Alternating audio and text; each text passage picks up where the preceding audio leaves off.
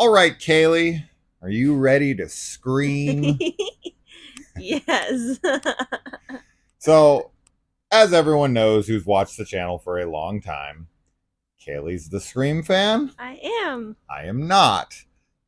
We all, before I get attacked by the people who don't already know this obvious thing about me, since I've been talking about it since I started this channel, um, we all, every single horror fan, has at least one or more classic horror films Yeah. that they don't like. There's just something about certain movies that just doesn't work for people. And if we talk about modern ones that will become Mm. classics Oh, eventually, yeah. right? Ones that are coming out right now, there's definitely been a couple this year that will be thought of as classics Yeah. in the future. The Substance comes to mind. Mm. They are being hated on right now by people. So, it is what it is. I just wasn't a fan of this movie when I went and saw it, and I've seen it a lot, way more than her. It's true. And I always try, and I can never really vibe with it. It's just not my brand of slasher, is always what it comes down to. I like my slashers to be more vicious, Mm. and I we'll get into it. You guys all know I'm not here to harp on the movie. What I want to do here is I want, number one, to give Kaylee the opportunity to talk about a movie that she loves, and because I know a lot of people in the horror community love this movie, Yeah. and a revisit felt appropriate for this year at this time. So this is our little Halloween treat to you guys. Scream Revisited once again. I covered this whole franchise back when there was only 4 films early on in the channel history, and it'll be fun to go through it again. I would like to see like that review. I'd like to Yeah. see I'm curious about that. how long it is, and how in depth I get with it, because I feel like the old videos, like when I go back to the beginning, first Mm. like year or two, I don't feel like I had the confidence to talk about them very long. So you'll Mm. see a lot of my reviews of like the Friday the 13th movies, which we did revisit. They were like Yes. 10 minutes. And it's like, if you've watched this channel and we do spoiler discussions, there ain't no 10-minute video Yeah. anymore, not even remotely close to that. So this will be fun to revisit, even if I'm not a huge fan of it. I see the appeal. And once again, last point here. Um, I never would claim this movie isn't a classic, Mm. and I don't think anything like less of people who are into it, right? Like, Mm. I don't have that kind of opinion of myself where I think like my opinion of a film is the end all be all. I just don't. It's just, this doesn't work for me. Night of the Living Dead and Dawn of the Dead, the originals, Kaylee is not a fan I of, like, know. at all. I showed those to Yeah. her and she was like, these are Kind of terrible. shocking because I'm a huge zombie lover. Yeah. We just got our dog a new dog toy, and he's like going to town on He it cannot be squeaking in on it. case that's what So you were hearing. yeah, sorry, buddy. You can't have this right Gross. now. But he's not feeling well. Anyway, He's not. so all right, let's get into the Scream discussion. Why don't you first start here by telling us your history with Scream? I mean, I had seen the original like when I was in high school, and honestly hadn't watched it a bunch, and then started watching like when I started watching horror movies again, like I probably revisited it in my like mid to late 20s. Um because I wasn't watching a lot of classics like repeatedly. I was watching like new horror movies that came out here and there, but a lot of the older films like I didn't start rewatching like past my first viewing. Mm-hmm. But it was definitely always one that I really loved. I think that like most, I mean, obviously, like you had said, there are people that really don't like it in the horror like community, but for so many, Scream is like such an iconic film Yeah, and franchise, yeah. and I think it is like warranted. I have always really liked the look of Ghostface. I like the costume. I like the mask. I love, especially with this, original. I love Billy and Stu's like dynamic, and just I feel like all of the characters are very memorable. They're very like they have like such strong personalities. They're iconic. And yeah, iconic. So I've always loved that. I really like soundtrack too, and I like the 90s vibe as well. Like for me, I wasn't a teenager or anything in the 90s, but a lot of the movies and like TV shows that I watched like as I was getting older, like in the early 2000s to mid 2000s, were from the 90s. So I feel like a lot of the 90s stuff still feels really nostalgic to me, Yeah. and that's definitely one thing that I love about like the original Scream.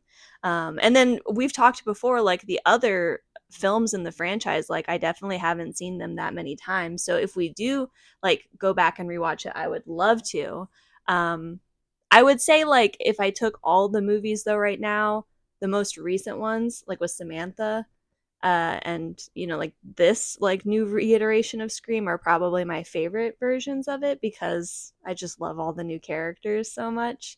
But I think it's really hard to beat the original too. Yeah. So yeah.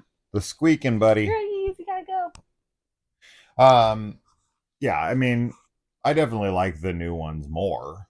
Yeah. Um, just because they have better kills. Mm-hmm.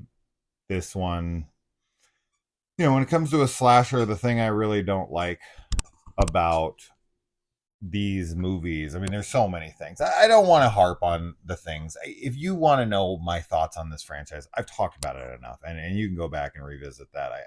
I'll go over it a little bit as we continue, but I I just find these to be too glossy. I don't like 90s slashers. I find them to be way too pretty. And slasher films for me were all about the exploitation feel. Yeah. And these are like, because okay, Scream to me is a fairly serious parody film, right? Mm-hmm. It's like Scary Movie toned down. It's satire. So it's funny. I Yeah. mean, so Scary Movie comes out and parodies this, and this is already, satire, so it's like twice Yeah. removed Yeah. kind of thing. And I don't know. I think Scary Movie pokes fun at this movie better than Scream pokes fun at horror for me. Mm. But anyway, Yeah, I think that's definitely because you don't like the movie. But I I don't think hate like it. I think there's so many things that I am not a fan of when I watch it. And as I said, we'll get into it beat for beat here, but I mean, yeah, I don't think that there's anything in the film that is like so like egregious. Like when you take all the slasher films, mhm, like if you look at them with like a really critical like lens, I feel like you can always find something of there course, that's like some logical like why did they do that, or like that doesn't make sense, he wouldn't be there at that time. So I do feel like this is that situation that we talk about on the channel where like when you don't like a movie you kind of get like sure, hypercritical of it, sure, because I think that like all of the criticism of the slasher genre is done very smartly, and as like I love the like meta ness of mhm, everything, which is a big factor for many people loving the franchise. yeah, It's just fun. It feels like you're kind of like in on an inside joke, especially like if you're a horror fan. And then obviously as the franchise like progresses, if you're a Scream fan, you get even more like, um, you know, I don't know. There's more satisfying things that come along with it, like with all the stab movies and all of that stuff. Like it gets more meta within itself, which is really cool. I feel like the horror references to like the horror fans is the lowest common denominator. Like it's like very casual horror fan Mm, type talk, right? So when they talk about horror movies, it's like listening to people who have seen a couple horror movies and claim to mm. be horror fans. And I'm not trying to be elitist with that. That's not I my would say intention, but it's that's who it's appealing to purposely, I because would they're going to talk say about the obvious movies and the obvious tropes. And I get it. I get it. It's just, for me, it's all so obvious, and it doesn't really do mm, anything for me as the horror fan. I think it's more like It's almost like a mainstream. wink and a nod to mainstream audiences who casually watch horror films, and then there's like maybe some deeper cut type of stuff that's like that's also supposed to be a wink and a nod to like legit horror fans.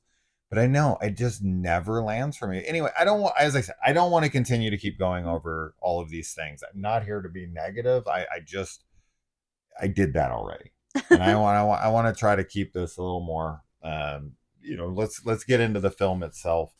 So obviously we've got the iconic opening of the film. Now everyone's talked about this till they're blue in the face. This is nothing that hasn't been talked about a million trillion times. Drew Barrymore, of course, was thought to be the lead of the movie. Hmm. She thought it would be a good idea to take Casey's role Yeah. instead of Sydney's role, which that's probably the better thing for this franchise because it's the big shocking opening twist that the main actress is killed off, Hmm. and you're like, whoa, like now all bets are off kind of thing. But that's like one of my main issues with the film. Number one, I don't like Nev Campbell in this much at all. I don't like Sydney. I think she's a very flat character. So that's a huge issue for me. And the fact that she is the main final girl is my biggest issue with the movie because they try to break conventions, because they pull this rug out from under you by killing Drew Barrymore off in the beginning. And then it's kind of like all bets are off, like I'd said. It just goes to the same tired formula, which of course is kind of the meta-ness of it. Yeah. But it's like, no, you had such a golden opportunity here to do away with that stuff. So what okay, I guess this is the best way I can put it. The reason it doesn't work for me is because it's poking fun at all the things wrong with horror at this time, but it's not fixing any of them. It doesn't subvert any of the expectations that come with these types of films, right? It loves to poke fun at them, but it also just falls victim to all of them, which, as I said, like that's supposed to be the satire. It's the humor of like, we're pointing out that all those things happen, the virgin and the I'll be right back, and the like all the tropes of the past. And there's a certain level of subversion, but they had a really good opportunity here to truly flip it on its head, to truly start something new, and really do something that felt original. And it while it does, I know this works for a lot of people, so I don't want to be the person, but I'm trying to make people understand why people like me who don't care for these movies, why it doesn't work for us. Right? Yeah. It's I it's because if you it's like bringing problems to the table but no solutions. That's the well, way it feels for me. I think that it does like kind of subvert expectations, but it also more than anything like shines a light on how people will always think that like they would be smarter than the Yeah, movies, and ultimately when you're in a situation that's like stressful and like you don't think as logically and as like clearly as you do when you're watching a film and you're safe and you're sound in your house or in a theater or I something. agree with that So 100%. I do think that's like a big part of it. I like Nev as Sydney. I definitely don't have a problem with her performance or anything.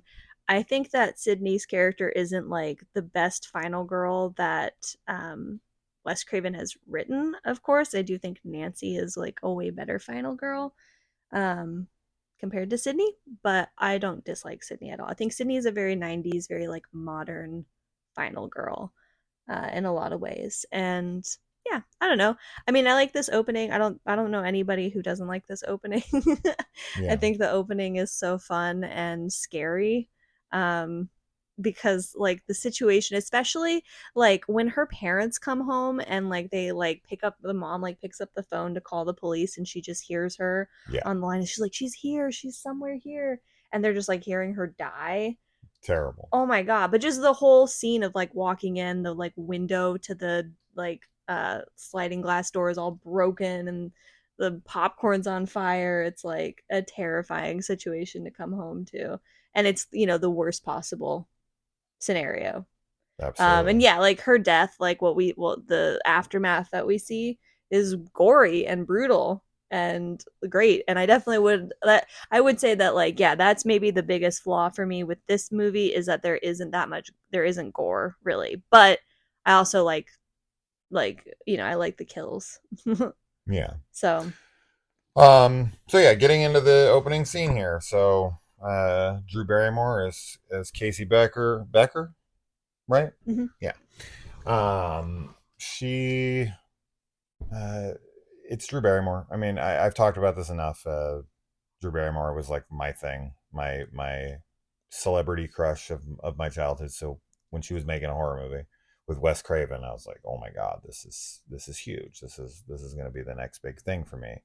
And went to see it, and everyone was excited, raving, whatever. And I like them, of course, thought Drew was going to be the lead, and she was killed off, which I was pretty bummed about at the time because, of course, I went to see Drew, and she's talking about like her favorite movie being Halloween, and she's saying Michael Myers, and then she's screaming my name like Jason, Jason, Jason.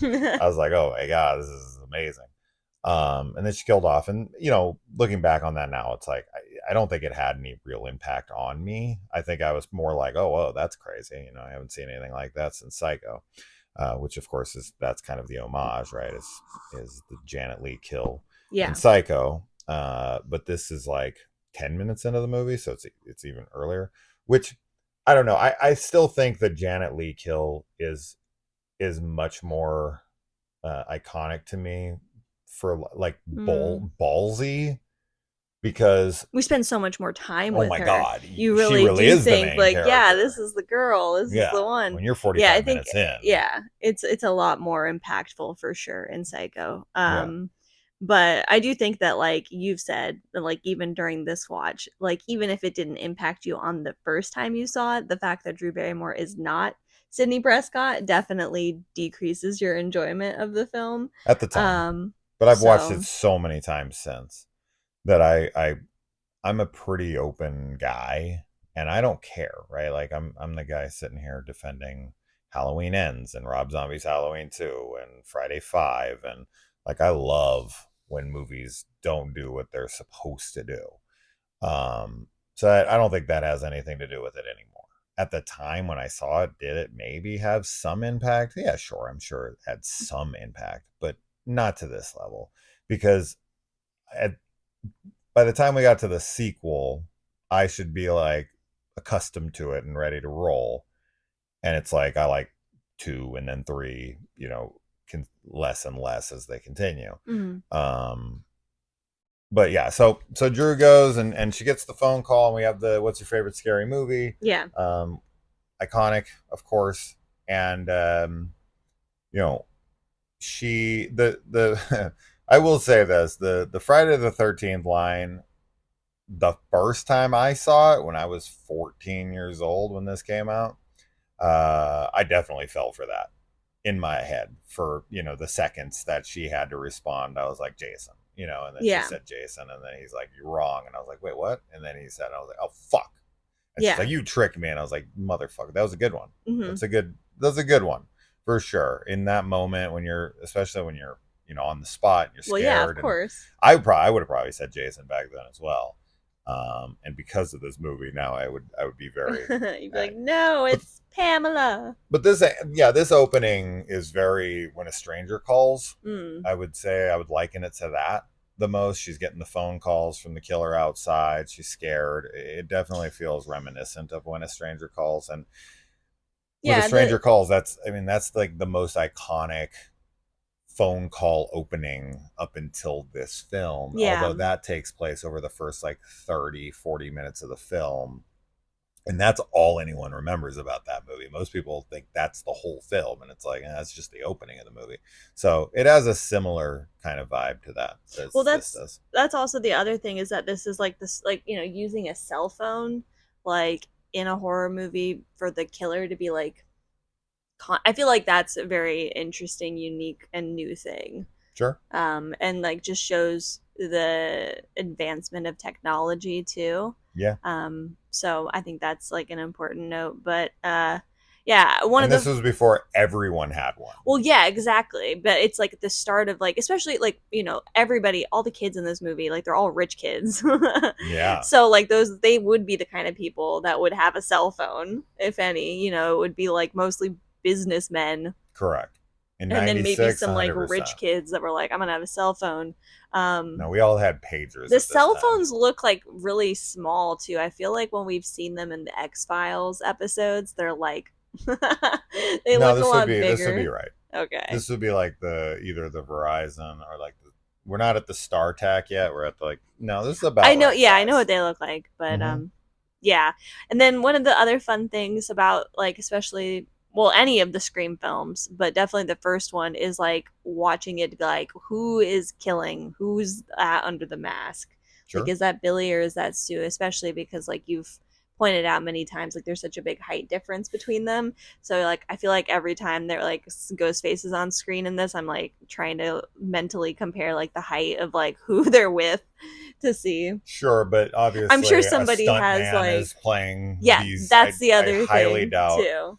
that either Skeet Ulrich or Matthew Lillard are Matthew like Lillard doing are it. actually under those I'm costumes. sure that somebody has already been like, this is this person and this is Billy and this is Stu. And like some of Shout them out are to very obvious, of Chris course, Snyder but from he's done yeah. videos with us. He has a whole thing going on right now with who killed who in the Scream Oh, franchise, and he cool. breaks it down. Well, there you go. I haven't watched him. I apologize, There you Chris. go. I don't even know if one's been released, but he's been talking about it for a while. But I Yeah. think one has released at least. That's a great concept because yeah, I was just I mean like Yeah, there it's are definitely one there are to think some that about. you can definitely like figure out, which we might talk about in this. Yeah, yeah. But then there's others that I'm like, I don't know who that is. So that's So I think cool. it's pretty clear that Billy kills Casey and Yes. Steve, right? Because There's a Tatum line, yeah. Tatum straight up says like Stu was with me last night. Right now, what time she No, got there, I don't know if she knows what the time frame is. that's not why we know, I don't think. I think that both Billy and Stu go to their girlfriends' houses after they are at Casey's, right? The line that makes me think that it's for sure Billy that kills Casey and Steve Is when he's is trying to take when credit for it. well, he's like they're like Sydney's like, how do you gut someone? Yeah, And Stu's like, oh, you just slice them like this and yeah. that. And then I don't remember which one of them. Oh yeah, he says it though. He's like, I never killed anybody, like He's or like, like you've never killed anyone. yeah, never said you did. Yeah, Yeah. there's just like that exchange of like Billy basically being like, I'm the one that did the killing, like you wouldn't know. One thing I definitely do like about the movie, and it was kind of risky, is like it's when you watch it knowing who the killers are, Mm. it's so obvious that they're the killers. I love that though. I think that makes it like a super rewatchable Yeah, film sure. because now you're like you're in on the joke and you know what's going to happen and Yeah. you also get to look out for all these other things. But yeah, there's so many interactions with Billy and Stu that you're just like that's a red flag. Like why are they doing that? Or just attention is drawn to them without being drawn to other people in the same way. In the scene when they're at the fountain and they're discussing Casey and Yeah. Steve's deaths, it's very apparent to me that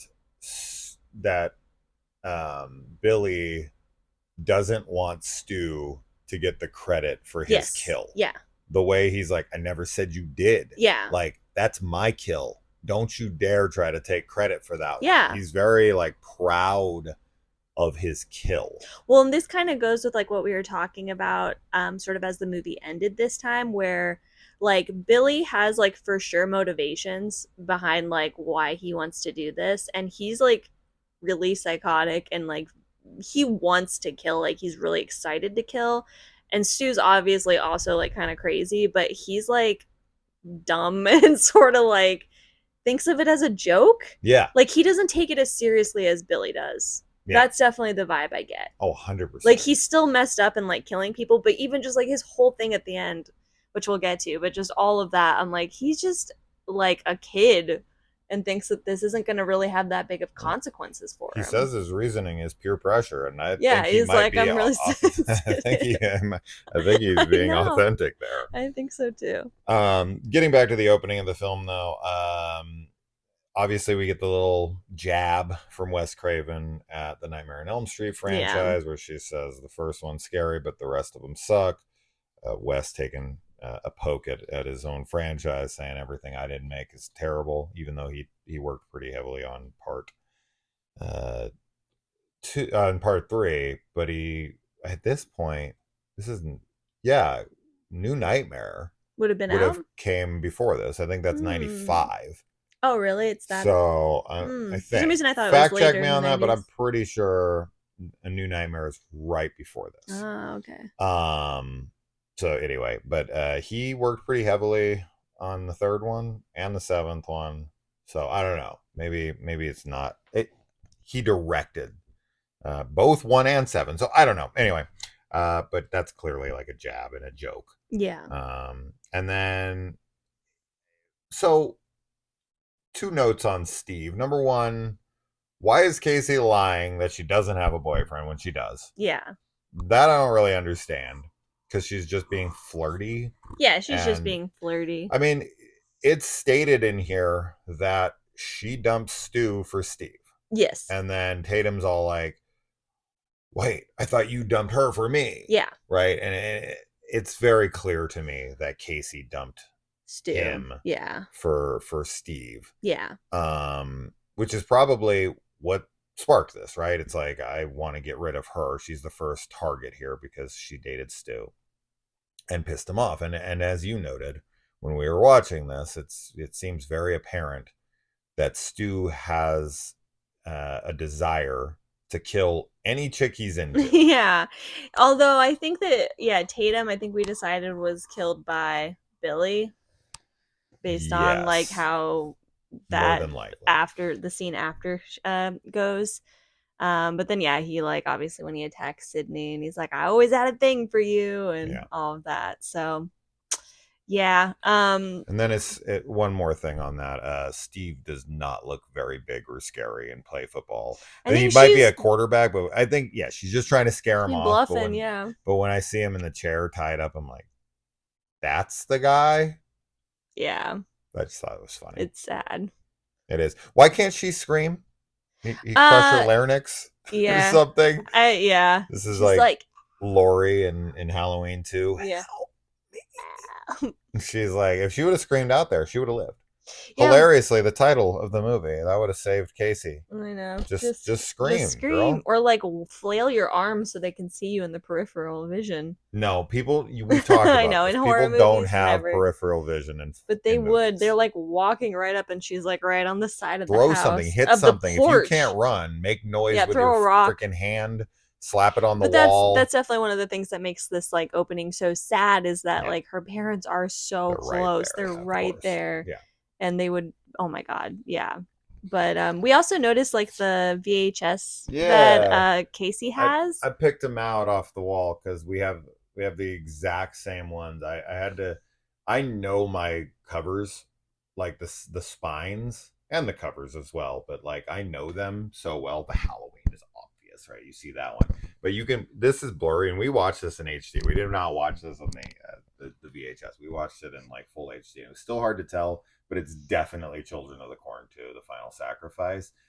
Now, I had a thought while watching this that I thought was fun. Is it possible that after killing Casey, Billy took her copy of Halloween? Oh yeah. And that's the movie they're watching at Stu's house, because think about it. They're at Stu's house. Billy might have taken it while he was there and brought it to Stu's house. Or Stu took it. One of them taking it, either way. Yeah, if it's Billy or if it's Stu. I don't know which one it is. Or maybe it's both of them. No, I think they're both there. You think they're both there? Oh, yeah. I think they're both there. That's why I think So who stabs her? I think Billy stabs her. I agree. I think Billy's the one that does the killing. Yeah, but I think that they're both there because Stu would want to see it. He'd be like, I want to like see her face or whatever. And then they both go to, their girlfriend's house. Billy goes to see Sydney and Stu goes to Tatum so that they have like alibis. It's very obvious in this movie to me after having watched it now, and you kind of pointed this out, that killing makes Billy horny. Definitely. Because, like, right after that, when he goes to see Sydney, it's him crawling into her Yep. window, being like, why don't we have sex? Yep. And honestly, I find that scene really, like, kind of, it's uncomfortable for sure. It's like an awkward scene. And because, like, I don't know, she's just not into it. Like, I don't feel like they have great chemistry together, actually, which I think is on purpose. I Hmm. feel like there's like definitely a there's something that's like missing between them, which to me explains, like, obviously I know the explanation for why she doesn't really want to have sex is because of her mom, which Sure. also makes complete sense. But I do find that there's like a lack of chemistry between them. So like that scene always makes me feel like weird because I'm just like, she's not into it, and he's like pushy in a not in a like I'm trying not to be pushy way Yeah. that's like gross, you know? Yeah. Well, to be fair, if we are to take the sequels as canon for the franchise, he currently has another girl in town knocked up with Samantha Yeah. Carpenter. Yeah. That yeah. And we see him talking to some girls, Oh flirting with some yes. girls at the video store. Is it possible one of them I don't is remember if Samantha's mom? I can't Samantha's remember if they mom say specifically who she is or I not. can't I either. And need to I rewatch also them. think that they Only seen might them say like once like or twice. yeah. I feel like they might also say that her mom was like a year younger than Sydney. Maybe. I don't know. I don't know. I don't remember. Anyway, well, yeah, if we We'll rewatch look for those, it. we'll look for it. Yeah. But yeah, obviously he does the killing, goes there, tries to have sex with her. And it's funny too. The other part that like I think is funny of that scene is that she's like, "Oh, okay," like cuz like let's do some over the clothes stuff, and they kiss for like 2 seconds. yeah, 5 seconds. Yeah. And then she's like, "All right, time's up." But it's only because he's like Trying to starting put to her like his hand under her yeah. shirt. Yeah. No, on her thigh. He's like Or but going yeah, up her well it's oh a yeah, long up her shirt. shirt. Yeah. Yeah. Yeah. So Uh, it just ends really quickly and it's very like, he oh would have ended even quicker yeah, probably. had she given him the Yeah. chance. And then of course, after he probably kills Tatum, he then comes up and has sex with Yes, her. So yes. he's very horny after he kills. Yeah. Which is Um, just like that's another sign of like how psychotic he is. Because murder is like, arousing. yeah. Yeah, I mean, Yeah. there's definitely things I'd never noticed. Watching it with you was fun to see those Hmm. kinds of things. My liking of the film went up slightly. Um, Woo. Still not a huge fan of it. I don't dislike it though. That's the thing. It's everyone always thinks I hate this film. I don't hate this You just film. don't love it. I just don't love it like a lot of people do. I think that if this came out at the same exact time and wasn't a hit, and no one ever talked about it, I honestly don't know if I would have ever like revisited it. And if I did, I would be like, Mm. oh, this is like a fine film. This is a fun like slasher of the 90s everyone forgot. And I wouldn't have thought much more of it. I'd have been like, wow, this had such a star-studded cast. Like, why didn't this take off? I would have thought that this would have been such a big deal. So I don't know. I like it more if it was not a hit? No, of course not. I don't care one way or the You're other the if a hipster. movie's You're like, a hit or yes, not.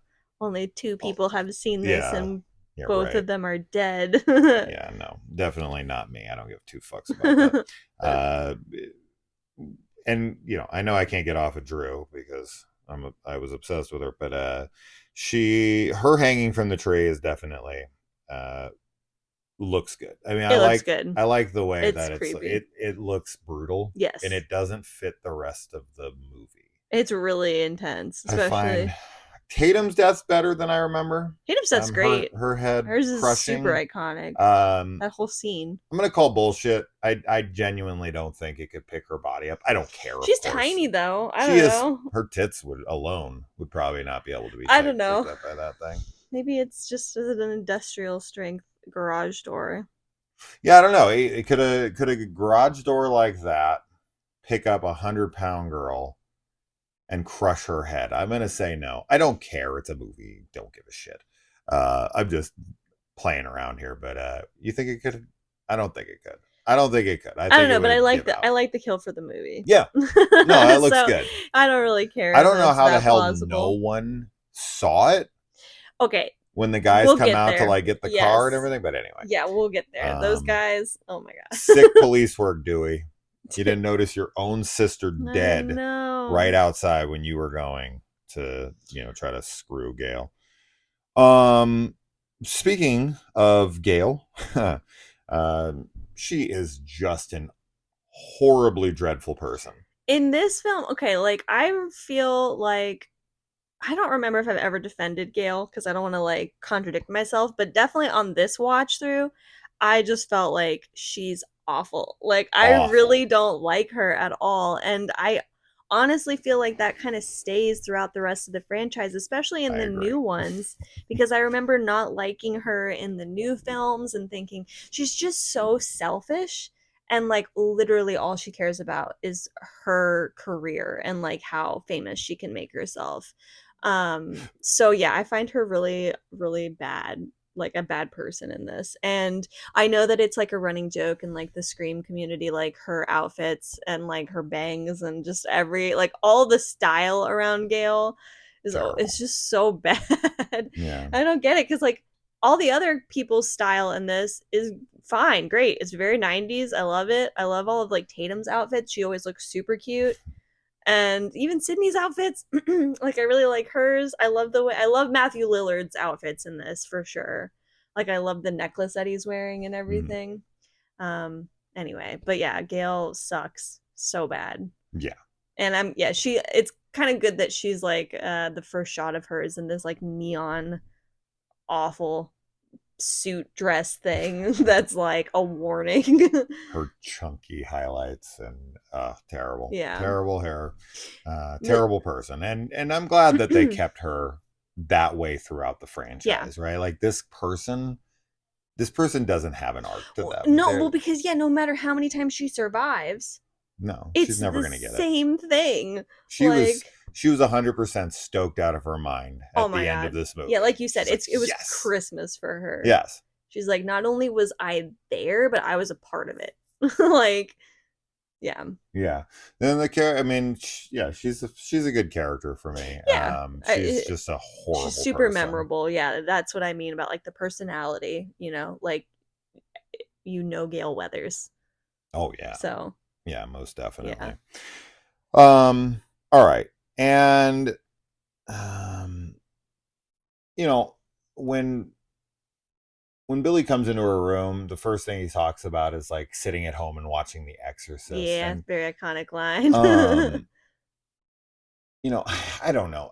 I So Sydney's like the person who doesn't like horror, and she Mhm. is very condescending towards horror, and she likes to.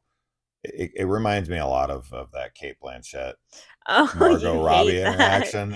It really She's, angers the shit out of me. to be fair, I think that Sydney, as far as that with horror, I just think that she doesn't want any more horror in her life. I understand that, and I That's I, I it. totally agree. Yeah. But my issue comes from the fact that like when you talk to everyday average people about horror movies, they'll immediately be like, I hate horror movies. They're the worst, blah, blah, blah, right? And when you press them on the matter and try to get to the core of it, what they always mean at the end of the day is slasher movies. Yeah. Well, They that's always yeah, equate horror to slasher movies. And right. it's like horror is the most vast genre on earth. Yeah. Like by far, horror has the most subgenres and the most like vast array of different styles of horror and different kinds of horror that they can be, whether it's monster movies or we can go on and on. I can list 1,000 fucking subgenres of horror.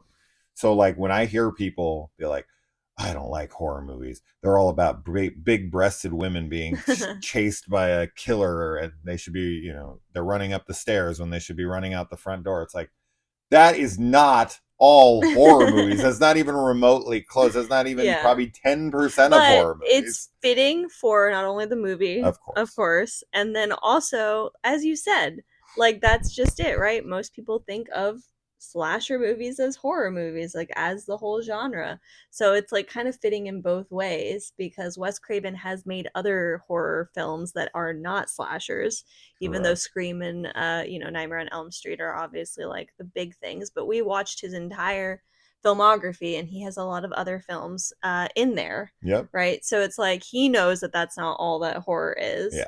And, most people that are horror fans know that as well. But I know what you mean. Like, it's funny. And it's supposed to sort of be like, it's ironic, right? Like, she's critiquing this subgenre of horror, and she's in that subgenre of horror, like she's living it now. So, and she very much, like, literally within that scene makes the mistake that she was just critiquing, right? Like, she runs up the stairs when she should be running out. So that's the meta-ness. That's Right. the, again, I was saying at the beginning of this, of like, people don't think clearly, even though she literally just pointed that out. Yeah. you know Which Suddenly she's got is a fine. masked killer after her, and she's just trying to escape and not thinking, as Logically. yeah, Yeah. not thinking as logically. But yeah, I mean, I do really like this scene because I think that it does make you think she might get killed for a second. Obviously it Which doesn't would have been happen. great. But Which would have been great. yeah. And one thing too that we were talking about watching this is like, so this is likely Stu that's chasing her around. It definitely feels like he's trying to kill her, like he would kill her. He has the knife over her head, and Yeah. she kicks him off of her, so she does manage to escape. And then when she goes upstairs to her room, uh and it's, starts like calling the police or like texting them or whatever the heck. I don't understand what she does on the computer. Like, I know what she does, but I'm like, what is that program? Yeah, I don't I think don't know what I don't that think you can do was. that. But she like, yeah, she like texts them and is like, send help. And they are there in 6.2 seconds. Yeah. So that goes to show you, if Casey would have called the police like she they would should have been have, there. she would have had a better chance of living. Yeah. If she had called the police immediately, as soon as those guys were like, I'm going to hang up and call the police, Yeah. she would have done that immediately. Yeah, their response time was really fast in Woodsboro. So yeah. Anyway, like, so, and then obviously Billy comes in through the window and like hugs her because she's all freaked out, and that's when the cell phone falls out of his pocket. But we were talking about how, like, that's like, I think that he's setting that up as a way to not only try and like be like, it's not me, like I have an alibi, and like, Yeah. you'll find out it's not me because I didn't call on this phone. Right. But also to be like, look how dramatic and cinematic it all is. So yeah, I agree. But that kind of goes against the argument that Stu was going to kill Sydney. Right. But he looks like he's going to. I definitely agree, but I think he's like, you need to make it look as real as possible, right? Like, leave yourself open, take wider swipes at her so she has enough time to kick you. Mm-hmm. If she doesn't hit you in time, to stab her in the arm. Mm-hmm. You know what I mean? Like, I think they probably planned it out. That being said, Stu's kind of he's a dum-dum. He's dummy, but he's also like very he's got a lot of energy. We'll just say that. So like, to me, he's like, I don't think the guy, he's like ADHD. Like, I don't think he could stay on plan. So I think like when he went in there, Billy was probably like, all right, we need you to attack her like this. I'm going to come to the window, because I just can't see it being Billy. He gets to the window way too fast. Yeah, no, he'd have to go all the way through the house, through another window, across, over, or down and up and over. There's no way. It's too much. It's in like 3 seconds. Also, I know we said like, okay, yeah, there's probably stuntmen that are doing it, but I also feel like he does look taller, like the ghost face. So I feel like it's Stu. Is there any time in which you think he looks shorter? Yeah. Okay. Yeah, there's definitely been a few times where I feel like he looks a little shorter. I mean, I haven't looked into the trivia for the movie, but it is possible that they cast 2 different height stuntmen just to throw the audience off. But then it would have an actual legitimate thing. You know, the whole idea of 2 killers, it's not completely original for horror, for sure, but it's definitely rare. Of the times I've seen it in the past, in the 80s, or even before that, but with slasher movies in general, because at the heart of a lot of slasher films is the whodunit, right? To where with like the iconic franchises, Scream is really the only iconic slasher franchise that doesn't have an established known killer. Yeah, Right? exactly. You It's have Michael, you have yeah. Jason, you have Freddy, you have Chucky, you have Leatherface, you have, Yeah, whoever, sure. right? So all like the big ones, the big ones, there is a specific person under the mask always. And we can get into it if we ever cover the sequels, but that's my huge issue with the sequels is the costumes and everything. But the I one thing mean, I do love about the franchise, and I've said this a million times, the greatest thing about this franchise by far and away is that every movie it's a different killer, yeah, it's and you're fantastic. always doing the who's behind the mask, Yes. which I wish was in like a Friday the 13th or a night, whatever. Yeah, well, it has that Scooby Doo like aspect to it, which is great. And I actually think that it is wonderful that the costume stays the same throughout because, especially with the original, like having two killers that are wearing the same costume, it's not just like two people are killing and like who is it? It's like we see the killer But all the imagine a time and it's new two. costume We every talk about this with film. every It's just like so slasher, cool. right? Like yeah, it would be really cool, but I think in this case it works because especially with the meta-ness of the Scream franchise. Like every killer that comes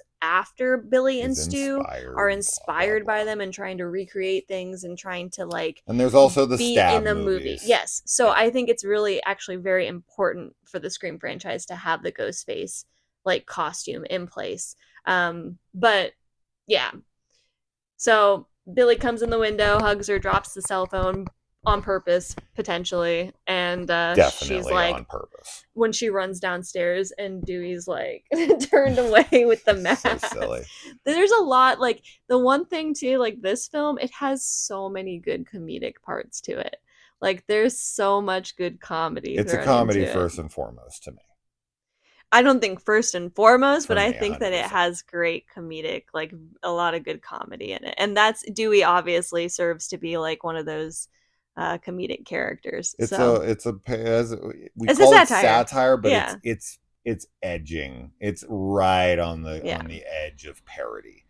And I think that there is a lot of humor. There's a ton of humor. There's more horror. There's more humor in this. Now, there's plenty of horror, right? It There's a lot definitely of horror goes for for sure. horror. It's a horror comedy Yeah, for me, yeah. for Oh sure. no, I agree. It's a horror comedy. I would just say Um, it's pretty balanced for me. Like slasher horror with comedy. I think it has a good balance. I don't know. Dewey But is a very goofy I character. Dewey is so ridiculous, but he's a sweetheart. So Yeah, he's and just very naive and Doofy from Scary Movie isn't far off. That's not that much of a parody. poor Um, Dewey. Stu is hilarious I mean, Matthew throughout. Lillard is just like he has so much charisma. Yeah, And yeah, like you said, him having that like he's like hyperactive and just like he does that whole tongue thing all the time where he's just like he has so much and tongue. so and that obviously too in Scary Movie, like with the ghost face mask that's got the like tongue out. I love it. I think he's great and yeah, definitely of the two of them, he's my favorite. Oh, without a doubt. But I also love Billy too, and I think that they're both like this is definitely one of those franchises that people love to like romanticize the like killers for good reason. Obviously, they're both like really attractive, guys that we get to see their faces. Not that that stops me from doing it with other slashers that are not attractive and or we don't see their faces. But anyway, of the two, I'm picking Stu. Yeah, we know. Yeah. And I guess I pointed out something to you that you never really realized before, but I had said that Wes Craven has a type Oh because Skeet yes. Ulrich looks Yeah. so much like a young Johnny Depp from Yeah. Nightmare on Elm Street. This whole time watching it, like I could not get that out of my head. I was like, he's literally looks just like Johnny Depp. He Yes. could be his brother. Yeah. I was like shocked that I had never really seen that comparison. But after you said it, that was all I saw. And I mean, yeah, he's All I thought about back when I saw it. In fact, when I saw the cover for this back in the day, I thought it was Johnny Depp. yeah, well, in the cover, he has a freaking like goatee, Yeah. which is weird because he doesn't have any facial hair at all in this movie. Yeah, that is funny. They made him look like Johnny Depp on purpose then. Yeah, but Skeet, I mean, like he's a really handsome guy and definitely like has a good look for Billy, like with the dark eyes. Like he looks scary too. Yeah. Whereas like Matthew Lillard as Stu is more like insane, like in a wacky way. Yeah, Um, very great, just perfect pairing though. good I love balance. the dichotomy with that. Yeah. Um, yeah, and so obviously, like the whole uh, police station scene happens, and I don't have, I guess, a ton to say about that. I was gonna say that this movie definitely paints like horror fanatics as psycho killers, Oh, for sure. and that's another thing that I take offense to for sure, because I need to keep that a secret. Okay. We know. We know. We also have one thing I never noticed, and it's probably because I've only ever watched it on like either DVD at best quality or VHS at worst quality. But this is the first time I noticed that the reporter that runs up Oh to yeah. to like talk to Sydney when Yeah. she gets to school is Linda Blair. I Yeah. never noticed her before, but this time I was like, wait a minute, isn't that Linda It Blair? is. Since they do a Exorcist Reference, yeah. reference, it was cool that they I love Linda Blair. threw her in here. She's so cute. And before that scene when we're at Tatum's house and she gets the phone call right from Ghostface, which is supposed to exonerate that it's not Billy. Yeah. Since like how could he made that call?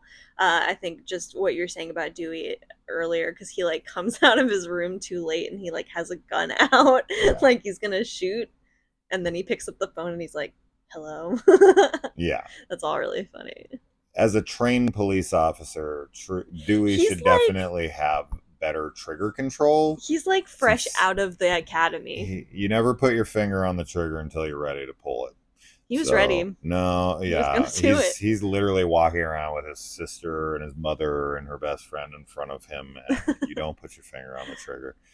Any cop would know that, but he is a doofus, so it actually kind of fits his character. But when he's like, "Hello," that's pretty funny. That's super funny. I prefer the Scary Movie thing where he's, the vacuum on his dick. That's funny. Anyway, and you can, I mean, with these types of movies, they're always going to date themselves to some degree. But you had already mentioned the cell phone thing, but it was very funny to hear a cop questioning a teenager. We'll get to that in a second. About why would a teenager have a cellular telephone? Oh yeah, cellular phone. If That's so weird to hear Yeah. now, where I mean, I see homeless people with cell phones all the time. Yeah. Homeless people have Yeah. cell phones, and Yeah. these modern smartphones have more technology in them than the Apollo 11 moon landing mission. Oh my god, Like, the computer that Sydney was using, it's like our cell phones are that times like 1,000. Yeah, it's definitely like one of the nostalgic things for me with watching stuff from the 90s is seeing no cell phones, because like so much of our lives are now like online, which is definitely like a blessing and a curse in a lot of ways.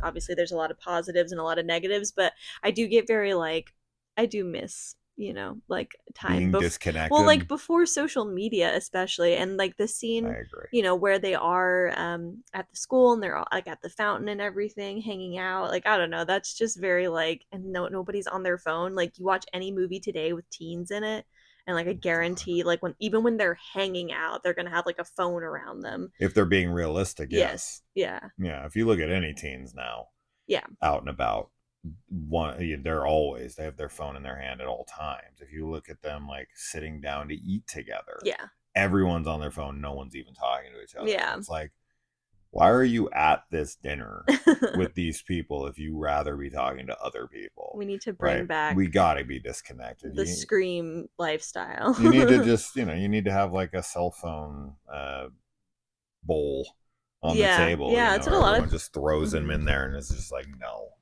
we're gonna be here now. But yeah, it very much dates the film, but it reminds me of like a time when things were definitely, not to sound too old, but simpler. Yeah. Anyway. And the costume in this is called the Father Death costume. which is sick. And I wish that they should. That's what they should sell at Spirit Halloween. Father Death. Yeah. No, Everyone people. would be like, "What is that? That's the Nobody ghost knows. face Yeah, costume." But like, then you'd be like, that's "You're a fake fan. You don't that's know way too Father deep. Death. It's not that deep." If They you would have, literally show it in the original movie. They're like, "It's Father dude, Death." for This most is people, are you kidding me? Did you know what it was called before you watched tonight? Yeah, If I would have asked you what's the original costume called, would you have said Father Death? I think I would have. I would not have. I think I would have. For sure. I Because totally forgot. it's like, yeah. But okay, it's fine. I know. I just think it'd be cute if they sold it like that. Like Father I mean, Death. I think it would be It'd be cool fun. if they sold, like, Trick or Treat Studios sold like a bag for that costume, and you could put your costume in it, that you have, just an insert for your bag for your Scream costume. It would also be cool to have a stab movie bag or whatever, but Yeah. or a stab poster or whatever. Like, the meta stuff within the film is always fun, and I Yes. love that stuff. Like, that's the stuff that I like. That's the Mhm. stuff I want on my walls, is all of the, like, deep cut, signs and whatnot from inside movies. Mhm. And I always pisses me off when I see something from those that has, like, like the Strode Realty sign that we have up here, or the Camp Crystal Lake sign that we have over there, and, like, down in the right corner it says Friday the 13th. And Yeah, get like, that shit has off the of there. name of the franchise. No, we don't need that. I want it to be authentic. We Yeah. have the Amity Island sign, beach closed in the bathroom, and we have, that's the kind of stuff I personally love. I don't want it to be an obvious thing from the movie. I want it to be something that only, like, fans would get Yeah. when they look at it. Like Strode Realty. If someone walked in here and saw that, they'd be like, "Why do they have a realty sign on the wall?" Yeah, they would. But the 555 kind of gives it away A little bit. that it's a movie. Although, I don't know. I mean, I would say that's pretty common knowledge, right? The 555 thing. I don't know. No, I think You think most people would be like, if I was like, "Hey, what is unique about phone numbers within films?" You think they would? I don't know if I would like, even have known that. I don't think I What? would have said 555. I would have just been like, they're all fake. You didn't really? Well, maybe I did. 555? I mean, now That's that like the you most say it, like obvious freaking thing ever.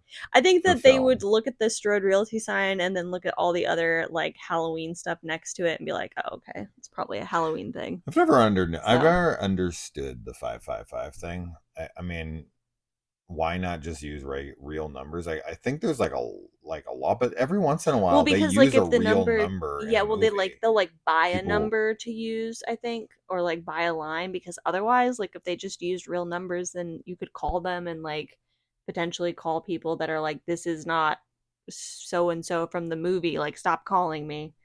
But to me, it always takes me out of the movie when I hear 555. So for me, if I ever make a movie, I've already got my plan of how I get around this when someone's asking for the phone number. So you give someone the phone number and they look at it and they have their thumb as they're holding it covering the first, like, couple numbers. Right? So you don't have to do a 555. You just got to get creative. So I don't know if it's like a legal thing that you have to use 555, but I feel like in lower budgeted movies, they rarely use 555. Anyways, moving on from that, this has nothing to do with this movie.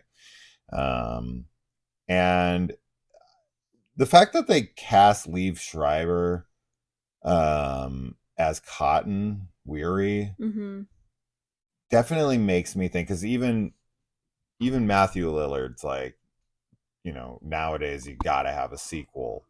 I feel like they always knew a sequel was coming. Oh, to cast someone like him, to not use him at all. There's so many references to sequels in this. Yeah. Obviously, Tatum's, like, whole thing when she's like, "Don't kill me, I want to be in the sequel." Yeah. Yeah, I feel like that was always a plan. Yeah. Based on, like, how well it did, but, like, yeah. Yeah. I mean, yeah, and even Nev talks about, them making their life into a movie and her being cast as Tori Spelling. Yeah.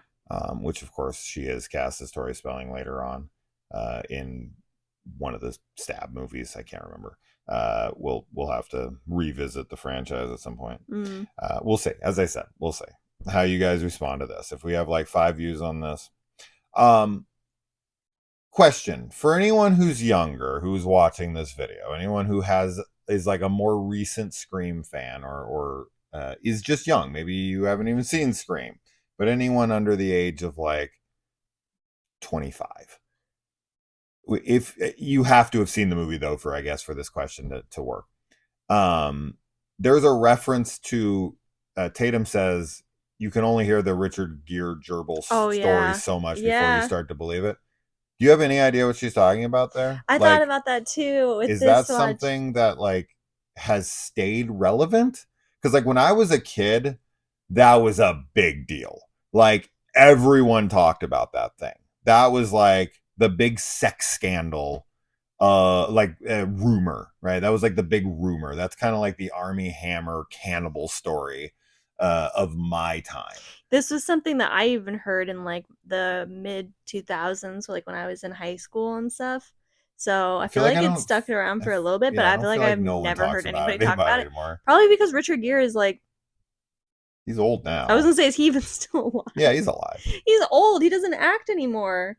So people just like don't talk about it. He's just not. He's not like a big actor. But Richard Gere used to be one of those like. He's huge. I mean, isn't he in Autumn in New York with Winona Ryder? Yeah. Right. Like he was like one of those big like romance guys. Yeah. Mm-hmm. So like everybody knew him. So that kind of thing would have been, especially teen girls in the 90s would know him, and like it would be so relevant. But sure. I feel like I'm curious if anybody that was born in like after the year 2000 has ever heard about that. Yeah. I mean, I don't know. Maybe. Shout out to Mothman Prophecies.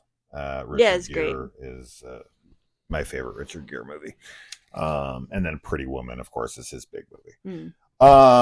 Anyways, do you have any idea what we're talking about with the Richard Gere gerbil story if you're younger? Or even if you're older? I mean, maybe you're somehow that passed you by if you didn't grow up in America or you grew up in a cave.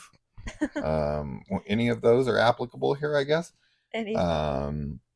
The hidden camera that Gail puts in the room. Oh my gosh. The thing is fucking huge. How no one notices that thing is beyond me. The angle of that camera definitely shifts because Randy, who we haven't even talked about, I know Randy's supposed to be like me. He's well, we decided be like the horror kid. You're like a mix between Stu and Randy. So I don't know what that says, but Randy does. I don't like identify with Randy at all. I love Randy. I know Randy's great. I know my knowledge is on point with his knowledge. 100%. But his character is nothing like me at all in any way, shape, or form. I know a lot of people would say like, "Oh, you just think that because you think something different of yourself." But that's exactly what. No, I'm nothing like Randy. You are not as much of like. Not a nerd. You're more confident than Randy is, but. Yeah, Randy's definitely supposed to be like the horror fans, and I think that they do a great job with that character. He's I think a socially awkward nerd. Yes, I'm neither of those. No, things. But he is wonderful. I love his character. I think that he's super funny. I love obviously the big scene of his at the there's a few, but at the movie rental store. Yeah. That whole scene is wonderful. Just like the way that Billy, and this is one of those scenes, as you said, like if you now knowing who the killers are, like it's super obvious when they're like caging him in. Yeah. But I love his interaction with Stu. Very, very funny, and just everything there is great. And then later on in the film, obviously he's got the very iconic scene of like, Jamie, turn around, like he's right behind you, when obviously Stu is right behind him, and his real name is Jamie, and his real name is Jamie, which is really funny. And then the extra meta-ness of the camera guy and Sydney watching it happen and being like, turn around. So I love all of that, but I think Randy's great.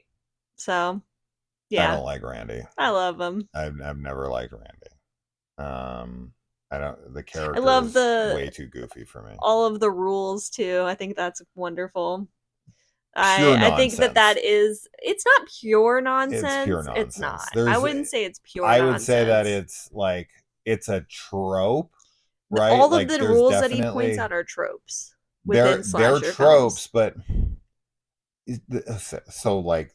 The problem, of course, being is that I've seen too many fucking movies, exactly. Right? So I grew up watching 80s slashers, and I've seen all of them pretty much at this point, you know, and that's just not true. If you Like, take all the mainstream slashers, I think that a lot of those can apply.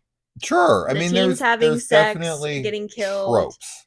There's using drugs definitely and tropes, drinking. but I think you're right. I think it's mostly like mainstream, like Friday the Yeah, 13th the and leaving to be on your own and saying Halloween you'll and be stuff. back, like all that stuff I think applies to mainstream slasher films. But if you go like really deep into the slasher subgenre, like of course you're going to find a ton of movies that subvert expectations, that don't do that, you know. And that's the fun, right? Like if you're a fan of slashers, to find those films that are like you're expecting one thing but then something else happens.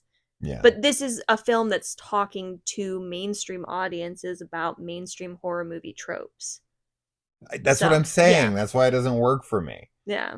It's because I'm just not that person. You're too It, cool. yes, I'm a fucking hipster cool guy. Yeah. No. Gotta watch all those slashers that two people have seen that are both dead. Hey, well, I'm not dead yet. All right, I've seen You're the third. them. The You third had and to kill the last. other I burned two. the only copy Yeah, that was in exactly. existence. Cigarette burns. Yeah, I was gonna say, le absolute de film de monde or whatever. How it's like Whatever that is. absolute. It's like absolute de film de monde or some shit. I forget how it's said. We can't skip over any of the stuff in the high school either. I Because don't all of that's like understand. pretty. Like, you have okay, so Wes Craven obviously plays Fred, Yeah, the it's janitor wonderful. that looks like Freddy Krueger with the striped sweatshirt on. Yeah. Henry Winkler, the Fonz, is the principal. He's great. He I love him. comforts Sydney, and the cops don't seem to like that much because he's like, I'm gonna take care of you, and we're gonna get you out of here quick." And the cops are like, You "She's can't. top We have to suspect." talk to her. No, I don't know if they think she's a suspect. I think they think she might know who did it. But you think they think she's a suspect? No, I don't think they think she's a suspect. They just think that she's connected. Yeah. Obviously. Uh, And you know, it's mostly because uh Casey sat next to her in English, so she's like they want to talk to her. But I love his like interactions with all the students, like the two kids that are at the party actually later that dress up as Ghostface and like run around the high school with like a really poor taste like joke, and he's like got the giant scissors and is like you're expelled, and then they're like that's not fair, and he's like trying to like dude, cut them. I that love would not that. fly It's so today. funny. And then whenever he like gets on the like speaker to announce that there's a curfew and he's like kids I need you to listen to me right now, or Yeah. he's like I need you to I don't remember what he says now, but that line so funny, like just the way it's very like never had a principal ever talk like that before. Those kids would probably be unexpelled because I don't think he had time to expel them. He was I don't killed. think so either. I don't think he filed any paperwork. So they Nobody got else off. heard. They got off because Well, and then they're really messed up because then later that explains it. That's why they're that's what I like, was thinking. whenever uh, Randy gets the phone call that says that he's been up. strung up on Yeah. the football field, they're like, let's go Let's look see at him. him before they Who take the him down. fuck would want to go see that? So messed up, but it's because they got expelled by him that day, so they're like, yes, hell yeah, that guy got what was coming to him. Going to see him, but only two of them were, and all of them want to go see him. Like, if your principal was gutted and hung up in the football stadium, would you want to go see it? No. I sure as fuck would not be rushing down there. I love seeing blood and guts on television, but like, I would never want to actually see a real person that was hurt like that or killed. No. Like, I don't want to see that at all. Hell no. They're drunk, so it's kind of I mean, it's really it's just an excuse to get them out of the house. Of course. Of course. But like I think it's kind of supposed to be like they're just really like wasted and they're like dumb kids. And like I don't know, I guess there are like people and kids that like want to look at dead bodies, like if the dead, you know, I feel like this is a guy thing, like a boy thing of like, and I think of Stand By Me, right? Like they literally go to look at a dead body. So I'm like, I don't know, maybe boys are just like gross like that because there's a bit of like a morbid curiosity of like, oh, I want to see that. It's the way they rush down there. They seem so excited They're about it. so excited. When Sydney gets attacked in the bathroom, yeah, both by that bitch and Ghostface, she's attacked in two different ways. That scene's pretty funny to me because she doesn't really try to get anyone. and she just like runs out, and it's like it's a closed bathroom. From what I can tell, if she would have just turned around and held the door and screamed for help, because there was a lot of people there, the killer was fucked. He would have been able, Yeah, I like, don't I think don't that even think he could have escaped. yeah, I don't think the window was very big. It was like one of those No. really tiny ones. So she could have trapped his ass So right there, and they you're could have found right. out who the killer I was think she right there and then. does go to tell somebody because that's why the cops show up like at the school like as they're leaving and I'm not everything. saying And it's what I would do, and I'm not saying that it doesn't make sense for her to run for her life. It does. I yeah. just said if she would have stopped and held the door, because it swings Well, out. and the teacher that's like walking there, it's right like there. she sees She's her, right she there. could just be like, somebody was in there trying to kill me or whatever. Yes, and she the doesn't teacher would say be like, anything. "Oh, let me go look." Right, She doesn't say 100%. anything. Yeah, it is kind of funny. You can see the door in the shot the whole way, and no one ever comes out. And this happens like right after she has a fight with Billy. And this is also like uber convenient, right? That he's able to get in there, wait. She's going to be in there. The fact he would even know she was coming in there, the fact that he would know that she was going to be alone long enough and whatever, that's just movie bullshit. Oh, sure. Yeah. He's like sitting in the girls' bathroom. They're clairvoyant at that point, where it's like, how did he know Sydney was going to go in the bathroom at all? I mean, if and it's he's already Billy, hiding. Maybe he like knows, like, oh, every time she's upset, like she goes to this bathroom. But this is like when she runs away from Billy. Yeah. Right? Isn't this like straight from when? I don't know if it's like right after. I thought it was. I thought when she has the fight with Billy. Yeah, she has the fight and she like, runs away. Literally runs, and I think she runs straight to the bathroom to cry. You might be right. I don't know if there's any in between. So it has to be but Stu. I do think it happens right after. And he has to be. But it can't be Stu. He was up behind her and he left. I guess it could and he be must Stu. have. So he's like, she's gonna run to the bathroom. I got to get in there right now. No, I think maybe you're right, because there's like after she leaves, there's the scene with the principal. Or no, sorry, after she leaves, like whenever the principal gets on the speaker before he dies, because that scene is when like Stu and Tatum and her are leaving, and he's like inviting her to the party. So that's why I was kind of thinking it was Billy, because he's not there. I'd have to think of the timeline. I don't know. That. It doesn't make any sense. Maybe Chris can tell us. Because if she runs out of the bathroom, because right when she runs out of the bathroom, the next scene is like the cops are there. Right. But then the principal gets killed after that? He gets killed after the speaker thing. How the fuck would the teacher... Why would the school not be completely evacuated if the killer was being seen? It pretty much was. Like, everyone was gone. I don't know. The principal would not. I think the timing on that is weird. I'd have to like rewatch that specific sequence to like see. But again. You're sure that the principal is killed after Sydney is like accosted in the bathroom, right? And while the cops are still out front? I'm pretty sure. That's fucking ballsy. Yeah. The cops would be searching that bitch like... Because all the kids, like, once they hear, like, oh, school's out, like, it's, like, they're all gone. Like, they're all supposed to have been, like, yeah, like, that's why they're cheering. Right. So he's, like, in there by himself, except for... because I don't even know if the janitor's still out there, because that's only with the kids. Right? Oh, wait, no, that's... Now I'm getting confused about all the principal scenes. Timeline. Yeah. Yeah, anyway, I can't remember it all, it sucks that he dies. I don't know why they decided to kill him, like you had said. He's kind of like a random death, I think he's just, like, an asshole to them. Right, they're killing like you know. They're like, Casey why not? We might as well take with him out. So he took her out. Yeah. You know, Sydney's mom, of course. I kind of would have liked if the people running around, like if he had caught Billy and Stu and been like, "You guys are dressing up like this." I don't know why the hell he kills Tatum. I don't know why he killed. You know, like those are the kinds of deaths. I mean, that's Billy that kills him. Kills Tatum. I mean, I don't know why. They just want to kill people. They just want to kill people. Yeah. I think is definitely what it comes down to. I'm not sure what Gail's plan is with this hidden camera. Oh yeah, we talked about this because she's trying to figure out like who the killer is, which she like leaves them for like lambs to the slaughter. This is like a reckless endangerment or something. Because she's like, it's also like illegal to leave a freaking recording device in someone's house without consent. Oh sure. Well then, yeah, she talks about how she's gonna win like a Pulitzer Prize, and it's like, but you're not going to warn anyone. Like, I have this footage of what happened.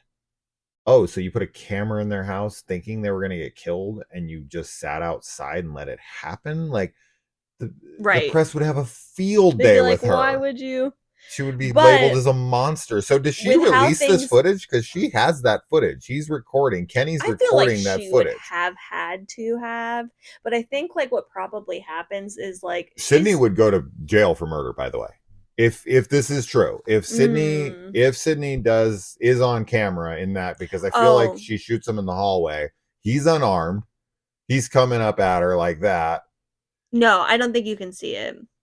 I'm just saying I know, I don't think you can see you it. can't shoot someone in cold blood like that. Now, do I think she should? Oh 100%. yeah, I'm so But glad that she does. man, that court case, I don't know. Maybe they'd let her go for that. Maybe they give Yeah, her. I feel like Gail would totally release that footage in some sense, or at the very least, she would use it to like write part of like a a book or story or whatever on it. We know she writes Um, a book. well, yeah, because I don't know, I just don't see her not using it. And yes, I think she would be highly criticized for it, but I think she's like the kind of person who's like all press is good press. So, Yeah, um, not if you're in jail. yeah, And not if your career is done. Billy having sex with Sydney is really fucked up, of course, yeah, but I mean, par for the course with him. Um, I've talked about this plenty. Halloween being played so yeah. It's like all out out of of order and order, like and repeat repeat scenes. scenes for sure. Because there's like the scene where Laurie's going through the Wallace house, and she's like, it's literally the exact same scene when they're watching on the camera, and then when I think Randy. maybe it's maybe no, it's not Randy, because Randy's missing. It's Dewey, I think, is who's in the Mm. house, and it's the exact same scene, and it's got to be like minutes later. Yeah, it's all But of these Randy's like missing for some very, reason. all the very like iconic shots at the end of Halloween pretty much are used, Yeah, but out of order, yeah, like Bob's death and everything. it's And horribly out of order. yeah, I really like though. I love that Halloween is used. I love Randy's being like turn around. I love that. I already said. And I also like that the Halloween music is playing in the background in some of these scenes too, because I think that just adds something. Yeah, Um, it would have been a little more meta for me if they were watching Nightmare. I agree. I I think think that that would would have have made been more really sense. fun. But I think that But they would have like Freddy's, accused him of like sniffing his own farts if he was playing Freddy. maybe. Freddy's also, it's a little different. I feel like Michael fits more with, What they're going yeah, with. because Freddy's all supernatural and they're supposed to just be two kids, you know? When Billy is stabbed, later on, it looks like he has a hole in his shirt. But from what I could tell, when Billy's stabbed and he turns around, it does not look like there are any holes in No, his shirt. it It just looks like doesn't. he has his blood on him, Yeah, which is funny. I mean, that makes perfect sense, of of course. course. Yeah. And if I don't think she'd be thinking about it in the moment, so I Definitely think that's not. also like a. But he does have a hole later when we do see him. Yeah. Now that could be from the fact that he's a method actor and fell down the stairs, rolled down the Yes. stairs. That was a ballsy move He's to selling roll it. down the stairs like that, Yeah. because he could have really hurt himself and then been like, "Fuck, Like I I'm didn't really actually want hurt to hurt now." myself. Yeah. But he has a hole there. But I don't think he has one previous to that anyway. All the outside shots at night are so I brightly know. lit. I like how they look, but they are super brightly lit. Oh my god, When that's Gail part of the and Dewey are glossiness like though. walking, yeah, when they walk back and it's like you can see them really well, but then like all behind them it's dark. You mean Gail, the fucking questionable pedophile, who's like, Yeah. you don't look a day That's the over other 12. thing about her in this movie. It's just like it's the beginning of her and Dewey's relationship, which progresses, and it's just she's just using him. Did they meet on this to get married, or were they married before this? I think I think they met, but I don't remember. yeah. I think they met here and got married, which is really cute. Yeah. Um and weirdly meta too. Yeah. But yeah, her and Dewey's relationship, like, it's weird. I do think that a part of her is into him, but like you can just always see in behind her eyes, like she's like, I'm gonna use him for this. I'm gonna do this. Yeah. And that's lame. Yeah. I didn't write it down for some reason, but I'm pretty sure it's the same age. So, if memory serves, because I looked up everyone, but I think Billy but 100% Stu and Randy are all older than Dewey.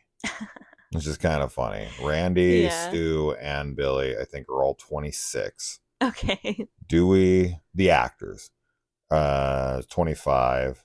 Gail's 32. Tatum and Sydney are Weirdly, I thought she was older. 23.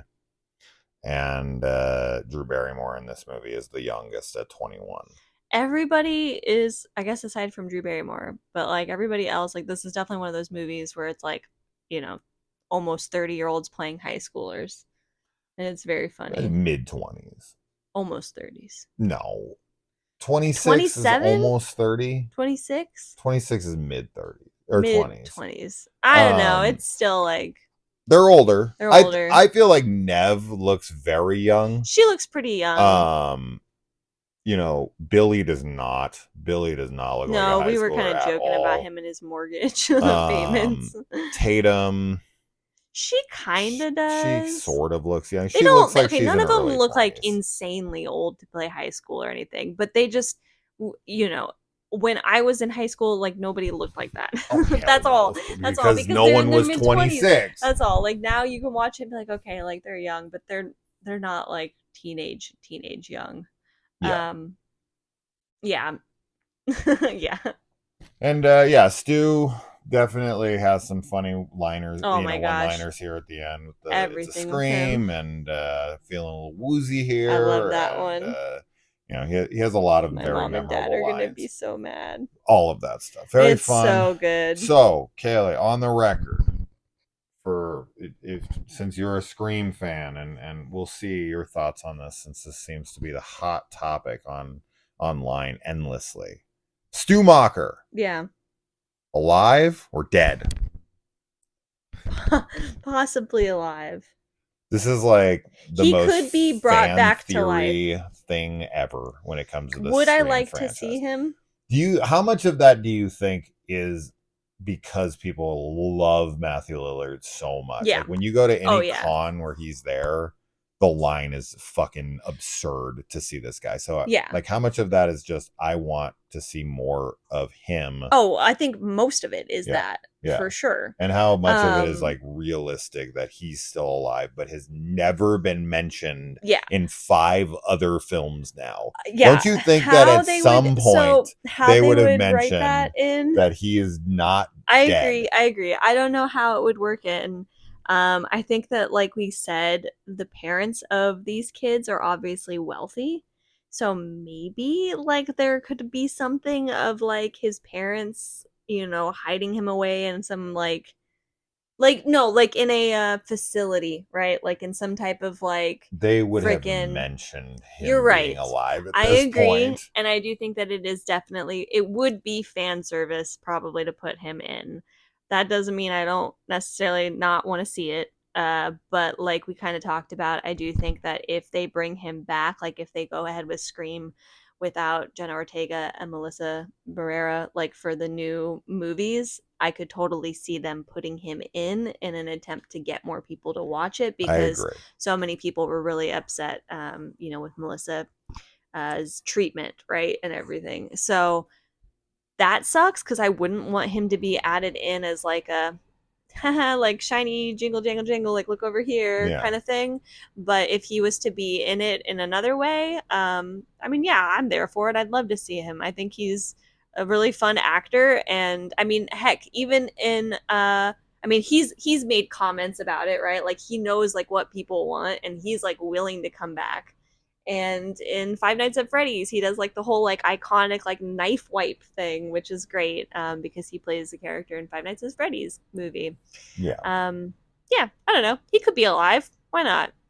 It probably didn't crush his head. He would be disfigured. He would have like a bunch of scars on his face. I mean, he was bleeding to death. Yeah, he stated as such, and he was electrocuted. Yeah. Is it possible he survived that? Sure.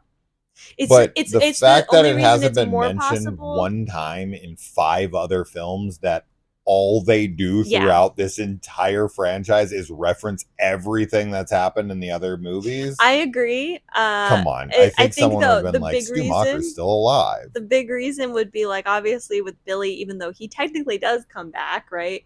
In a way, Yeah. he's shot in the head, so you like literally cannot bring him back. I don't know. Have you But seen Silent Night, Deadly Night 3? no, I have not. Um, yeah, I don't know. I love this movie. I think it's super fun, and I think there's so many like wonderfully iconic and memorable scenes and characters from it. And yeah, Yeah. it's a Scream, baby. It's a Scream, baby. All right, so that's that. Scream revisited. Now We tried to talk about as much of it as possible. yeah, I mean, I feel like we missed a few things. We could of course sit down and talk about every single intricate little detail from every little line that you like. Yeah. Every time Matthew Lillard makes you want to take off your clothes or No. whatever. I wouldn't say that. But yeah, it's iconic. It's Yes. classic. There's no denying that. Nor would I ever claim otherwise. The film is, I get it. Like, I get the appeal. I get what people love about it. I totally understand the film. But this ushered in my least favorite era of horror that's ever been. Right? Like, everything that followed this movie, from the I Know What You Did Last Summer to the Urban Legends to the, like, the list goes on for that, like, even H2O, Halloween H2O. I fucking hate that movie. I don't. Like, it all feels like Scream clones. And that's, when you don't like a movie, a clone of a movie you don't like, that's not a good thing, right?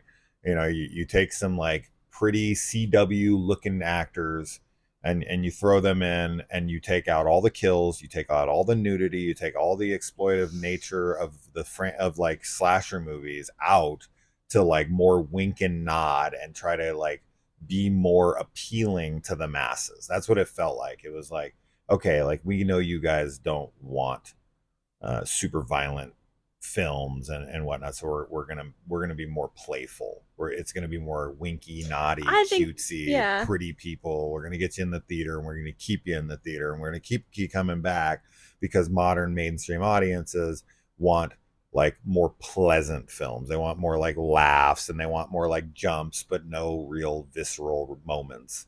And that's not my brand of slasher. I think that it's fine to have both. I think that you can have the really gruesome slashers, you can have the terrifiers, like, all those, and then having, these films like Scream and whatnot that are not as like gory violent. But I think that's like the fun thing about horror is that there's so many different films out there for like every person that would be interested in it. Like if you're not into this subgenre, then there's this subgenre, and even within the subgenres you can find like movies that are more your style and more something that you'd be interested in. So but I understand your criticisms. So when Nev Campbell's like, you want a PG-13 relationship, and she opens her shirt and they like cover it, I'm like, come on. Come on. You get the best thing you get in the movie that in that regard is Tatum's nipples, which is like as iconic as anything in this movie. Oh, absolutely, yeah. So you get like a tease. This whole movie is like a tease of things that I want to see, but we never get to see them. So anyway, that's that. I always give it its fair shake. I'm always very honest with you guys about how I feel about everything, as are you. Yeah. So thank you for revisiting this with me. Yeah. Once again, if you want to see us cover another one, let us know. What else would you like us to revisit that I've talked about in the past? Pre-Kaylee, something you want to see Kaylee's thoughts on that you only got mine, and obviously I never shut the fuck up, so you're going to get mine as well. Another reiteration of all the things that I've said before. But yeah, so what movies would you want? And happy Halloween. Close to it. We're almost 3 days away. And I'm looking forward to seeing any requests or thoughts towards this and getting ripped apart in the comments by all you Scream stans. I don't feel like you're disrespectful about it at all. So we'll see. It was good to have discourse. Fuck this movie and fuck everyone who loves it. Is that more disrespectful? All right, go watch your 2-person horror movie that was filmed Okay. somewhere. Halloween is my favorite horror movie ever made. That's Yeah. like the most obvious pick ever. I know. I couldn't be more of a fucking hypocrite. Yeah, that's So true. I don't care. If you love Scream, it's wonderful. I'm very happy for you. Me That's too. that. All right, we're done. We're out. Adios, guys. Bye.